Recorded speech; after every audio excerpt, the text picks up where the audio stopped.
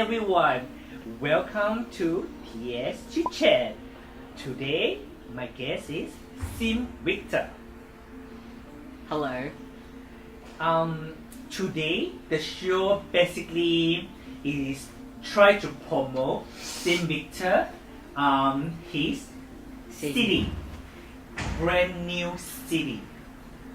Someone just come in my door, making the noises. Okay, Sim, when I'm normally doing this show, I get very nervous. Okay. So, I'm gonna let you get over this nervousness with some of my hard-hitting questions. Okay? Be fast, okay? Mm-hmm. So we can get rid of this nervousness. Name one of your favorite color. Orange at the moment. Name one of your favorite fruit. Passion fruit. Name one of your favorite meal. Tofu, stir-fried vegetables. Sauteed. Sauteed. Yummy! Name one of your favorite part of your body. Chest. Ooh.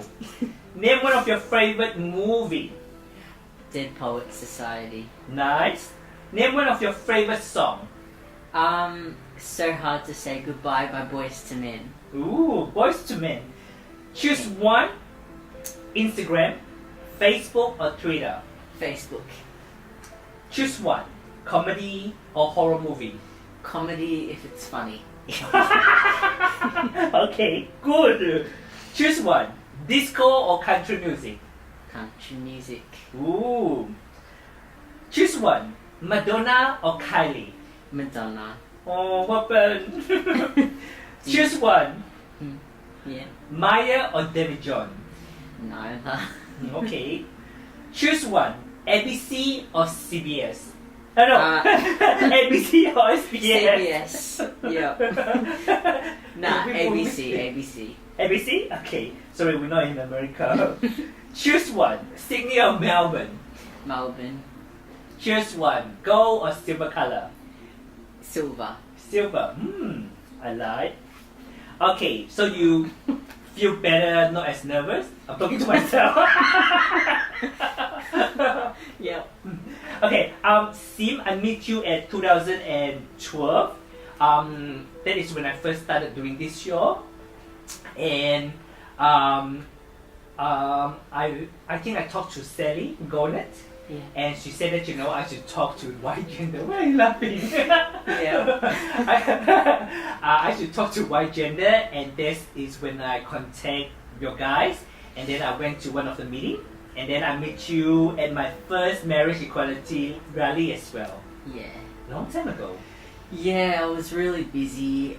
I was managing a research project those years, really busy with a lot of things those 4 years. White Gender had begun, we were setting it up, and yeah, I spent like four years full time establishing the organisation. Now it lives on beyond all of us who ran it at the start, still doing advocacy, education, social support, and I was just going everywhere doing a lot of things because my university degree was in health, and the health sector started to care a lot about that population, and I just, yeah. Before we go any further, because there are people, the audience, some people don't know white gender and what is white gender. Yeah. Can you explain to people what is white gender? It's a youth peer-led organisation for trans and gender diverse youth, but they brand it. I'm not sure how it's being branded these days, but yeah, it's a peer thing, and it was also for partners of trans and gender diverse people in the youth age bracket, because yeah, there was nothing back then, but through all the time it's existed, I've really looked at the culture of what's going on, and like there's so much more awareness and cultural acceptance. Just still a lot more to do. Like, it's a minority population where the health of like the population is a lot. Okay, don't go too far. Don't go too far. Yeah. We're just talking about the white gender first because it's gonna Yeah. become go on and on. Sorry. No, it's okay. So because when I went there, I know you guys have this gathering as well. Yeah. So I think I went to one of the film festival Yeah. with your guys, and then I went to the meeting and I met a lot of young people, Yeah. and then I realized they're talking about heterosexual. Yeah. I mean, for me, you know, the time already 30 something years old, you know, but I still feel like, oh my god, there's so much out there I don't know. And yeah, you know, I think you guys doing a good work actually. Yeah. Other than white gender, I know that you're actually doing something else for other organizations. Oh yeah. Yeah. In those 4 years, I was basically at a few places. The biggest mental health organization in the country, trying to tell them all sorts of things I was seeing when I was at Y Gender, and trying to, yeah, connect both worlds a little bit. But yeah, in my last year of managing that sort of stuff for 4 years, I got some meetings and messages to the health ministers in 2013, 2014, and we actually got some things funded, particularly for the transgender children, with the Royal Children's Hospital expanding a little bit, so that was good. Tried to get across a lot of things. Some were picked up because the health minister, I guess, I confronted things in a delivery that was effective in a certain time and spot with an audience, and it made some traction with the trans population getting a bit more attention to get a few things funded. Yeah. So when you get involved with the organizations, Yeah. what do you think the government should do more to help, or what they can do more? I think the government needs to have structural changes within the country and internationally to hear what the leaders and the peer leaders of minority populations are saying. Like, When you refer Yeah. to structure, what do you mean by structure? I mean, like, governments listen to organisations who aren't necessarily peer-led or peer-driven, and just when there's a chance for opportunity, the proper messages aren't getting through. Okay. But Like Safe School, one of the examples. yeah, Because yeah. you just said to me, you know, like they take 10 years to develop the program, and then because some of the nonsense, I have to use the word nonsense, Yeah, you know, because what they say on the parliament, you know, like this and that, you know, the nightclub, Yeah. you know, it's just nonsense, you know, Yeah. stupid people. Different classes aren't listened to, and then within the classes, all the minorities, just to keep the status quo, we need, you know, that conservatism, and some of it's just purely bad conservatism, so yeah. And you know what, I think, let's say, you know, they don't like certain thing about the Safe School, then improve it. Don't just take off the funding, you know, because if you say, okay, we maybe don't like this and that, you know, for those conservative people, then just, you know, change it and then modify it and then bring it back, and don't just stop the funding. Yeah. There's definitely people out there to get them, like out there to get us with looking into really minor things, spinning the story, propaganda to end up. Like we are all devil! Yeah, really. It took 10 years to develop things, and So whatever. sad. Yeah. Yeah. Okay, so that is those our political message. Yeah. You know, I mean, the message that we probably want to say to other people, you know, bring back the safe school. But now, let's Yeah. talk about the happy things. So, how long for you to prepare to do this CD? This CD I made over 2 years. 2 years? Yeah, so I've just brought it out, and it's like my personal statement to the world, I guess. Can I have you? So, the name of the title of the CD is Life, Love, and Common Good. So, why you choose this as your title?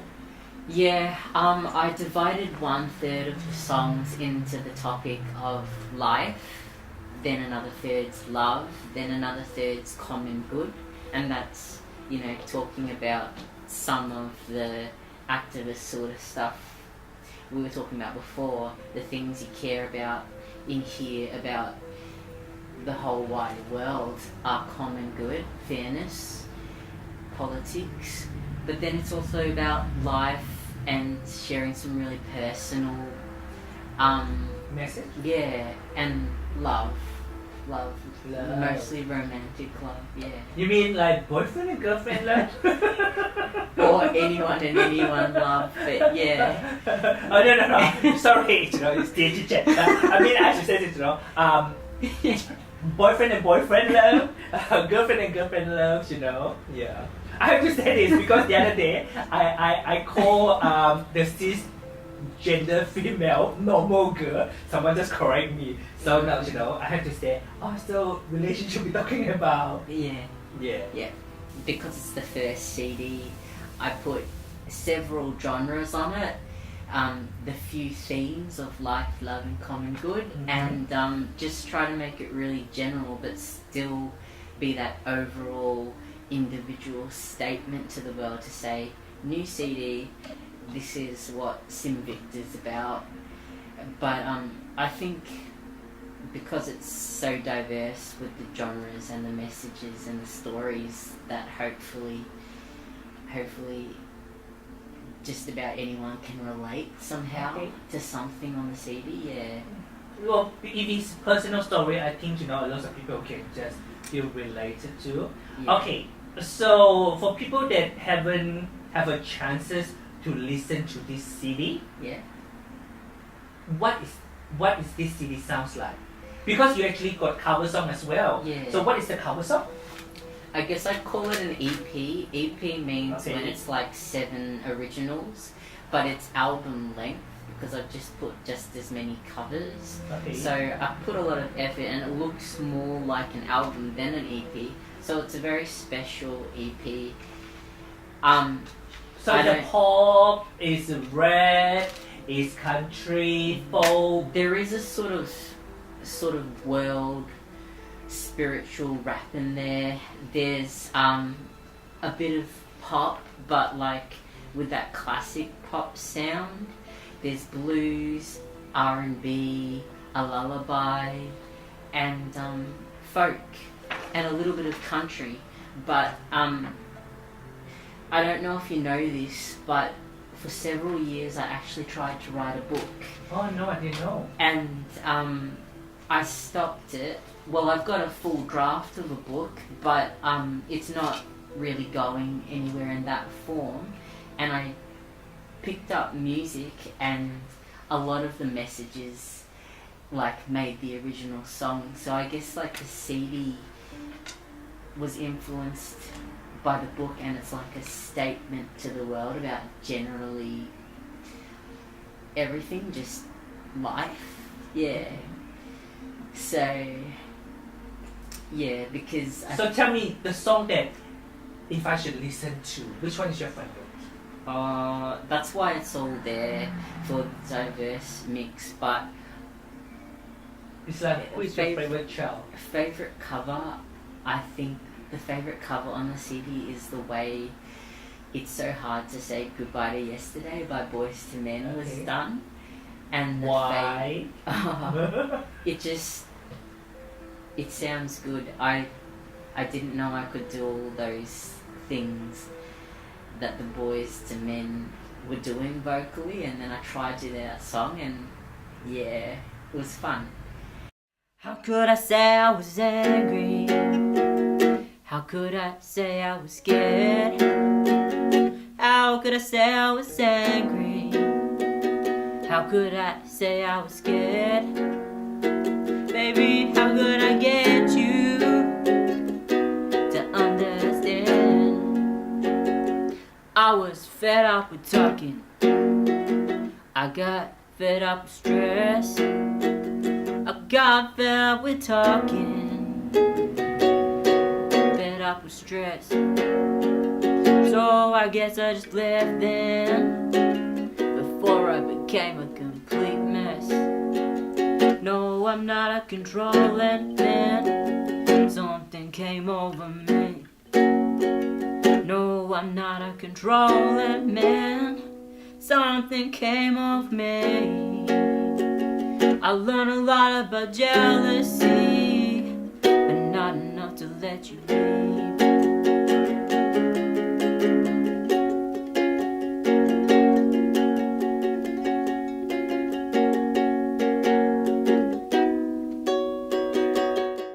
Because when you tell me you have a CD launch, I actually didn't know that. Yeah, I used to play keyboard, but then we talked about that organization founding and management and starting up and managing things, and I just got busy for 4 years. I stopped playing music, I stopped exercising, didn't cook much, but now I'm really living the lifestyle I like, balanced it out, and there's time for music. So I love playing music again the past few years. So you play music since you're very young? I played keyboard and I guess that helped, but I was... Like how old? I was a little kid when I was taught some keyboard, but I was scared of my piano teacher, so I didn't really learn. Oh. And piano is hard because I tried piano as well. It's difficult. And I was in a band with piano as a teenager, but I dreamt of singing, and then I started thinking, yeah, guitar and singing. It's really been only a few years, just over a few years since I've been singing, and then I recently. What gives you the confidence of singing? I worked on it really hard. Anything I've tried, I've kicked some goals with. So the first year, I guess I was just starting, but in my second couple years that I've had, it's been CD worthy. So the singing's there, and I've taken up guitar more. Last time we have a phone conversation, you told me this person. I said, oh my god, really? Yeah, that's right. I think there's some things that are really relatable about Amy Winehouse. Amy Winehouse? Yeah, she was an honest character, and the emotion and the music. very talented singer. Yeah, so it'd be great if I could be as honest as her no matter what. Okay. Yeah. And you also tell me another name. Justin Bieber. Is that your guilty pleasure? I don't look up to him in a lot of ways, but he does have a really good voice, like the riffs with his voice, and I'd like to be able to do a lot more of those riffs. Yeah, just take more practice. Do you like the old Justin Bieber or new Justin Bieber? I suppose I only noticed some of the new. Okay. Yeah, some of the new riffs and all that. But I said to you, the new one because it sounds a lot more like Ed Sheeran. Yeah, I love Ed Sheeran. Yeah. Because I love playing love songs too. I can see your music a bit like Ed Sheeran. Thanks. Yeah, meaningful, a bit slower, but actually really nice as well. I can see that. Oh, cool. Yeah, and I think Ed Sheeran is really cool. So, what is your music taste? I guess like blues, folk, rock and roll. Why? But because I was brought up listening to R&B, like Whitney Houston, pop, I guess like growing up listening to that, it influenced doing music a certain way, even though I'm trying to play other genres. So everything mixing. Yeah, I think it's a good one. I think mixing with everything, you know, is a good one. So, what is your favorite Whitney Houston song? But she's a great Yeah. singer. I mean, who can sing "I'll Be Always Love You" like her? Do you have a favorite song from her? Like your guilty pleasure? There's several. There's several. Name one. Well, for Do you some think reason, I will always love you? I don't sing Whitney Houston, but yeah, I guess I want to dance with somebody for some reason, even though that hasn't influenced my music. It's just a good song, I guess. Yeah, totally. I mean, sometimes good pop song, I think, is timeless. Yeah. When you hear it, you know, you just feel the joy. And sometimes I think, you know, pop song is really important, you know, because sometimes pop song maybe is not that meaningful, but it's the joy they bring to you. The older pop songs are much more meaningful. Yeah. Generally, I love If pop you listen to in the a different decade. Yeah. Okay, which decade do you like, the old pop? Just stuff from Johnny Cash Okay. time. Yeah. Tell me about Johnny Cage, because I don't know much about Johnny Cage. Well, that sort of music, the lyrics tell a story about the love story, about what's going on. Instead of today, I feel there's a lot of repetition. Oh, yeah. It's better for the types of dance around today, but I love that classic pop where it really more often tells a story, romantic story, even on the topics of jealousy and loss and all that. Okay, tell me about people to helping you for this city. Yeah. Who is these people? Who is this kind people? A lot of people. A few drummers, one of them named Mookers, who is engineered their own drum kit.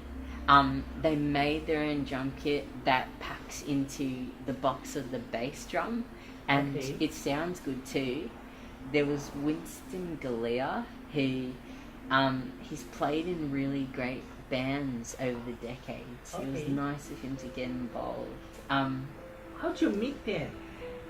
Because like, you know, I mean, just asked, and really? and on the blues scene, I met people who liked what I was doing, mostly in the blues scene. I'm trying to get in the folk scene a little bit, but Okay. so far, When you mean blue, you mean blues, like older style of blue? yeah, through like Melbourne Blues Appreciation Society or just jams.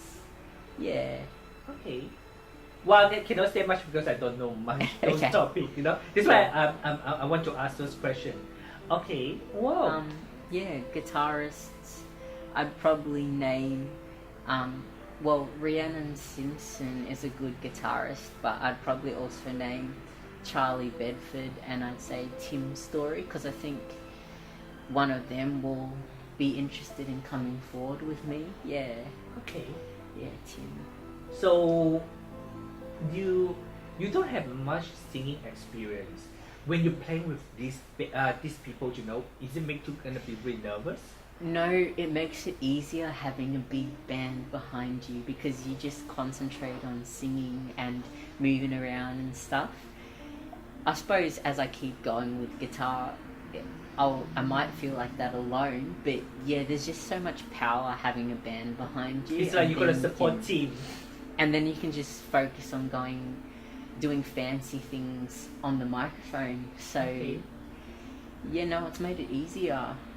What you learn from making the CD, like, you know, because the idea of making something is really different from the process of making something.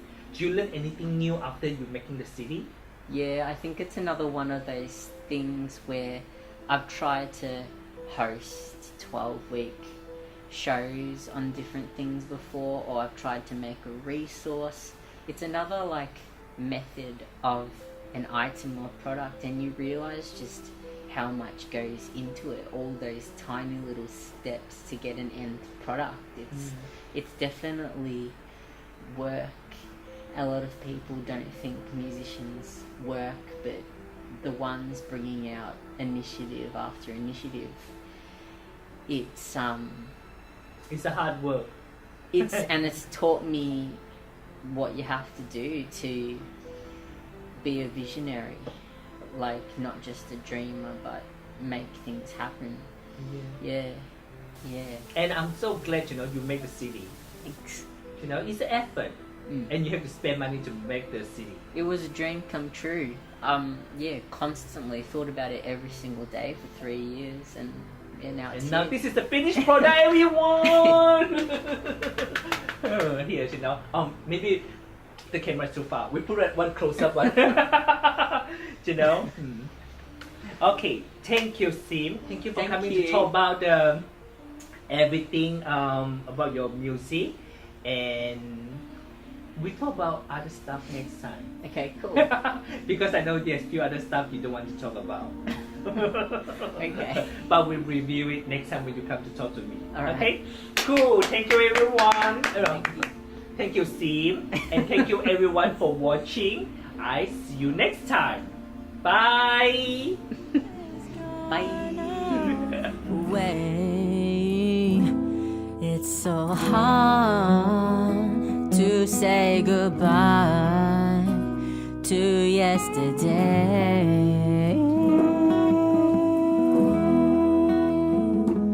I don't know where this road is going to lead.